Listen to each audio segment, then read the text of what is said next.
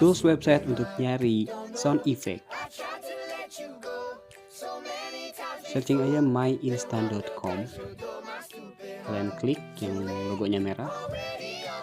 Kemudian kalian langsung cari aja sound effect yang kalian butuhkan. Di sini lengkap banget ya, bisa dicek aja. Nah, banyak banget kan. Jadi buat kalian yang lagi nyari sound effect, gak usah kalian nyari satu-satu di Google atau di YouTube. Kalian langsung aja ke websitenya myinstant.com. Di sini udah lengkap banget berbagai macam sound effect yang viral di Indonesia khususnya ya.